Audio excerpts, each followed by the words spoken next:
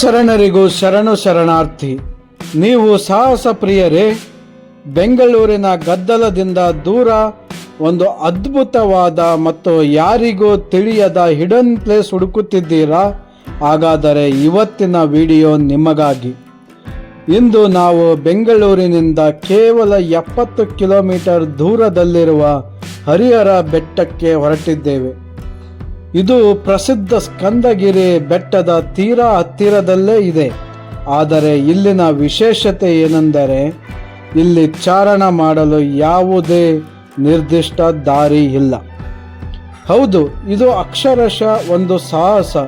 ಇಲ್ಲಿ ಯಾವುದೇ ಸುಸಜ್ಜಿತ ಹಾದಿ ಇಲ್ಲ.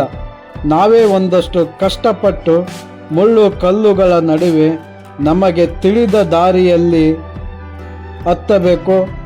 ಕಾಲಿಗೆ ಮುಳ್ಳು ಚುಚ್ಚಿದರೂ ಏನಾದರೂ ಹತ್ತುವ ಅನುಭವವೇ ಬೇರೆ.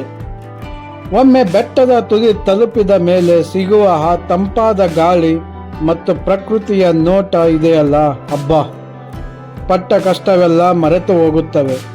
ಇದೊಂದು ಹೊಸ ಮತ್ತು ರೋಮಾಂಚನ ಅನುಭವ ನೀಡುವುದರಲ್ಲಿ ಯಾವುದೇ ಸಂಶಯ ಇಲ್ಲ. ನೀವು ಕೂಡ ಇಂತಹ ಸಾಹಸಮಯ ಚಾರಣವನ್ನು ಇಷ್ಟಪಡುವವರಾದರೆ ಒಮ್ಮೆ ಹರಿಹರ ಬೆಟ್ಟಕ್ಕೆ ಭೇಟಿ ನೀಡಿ.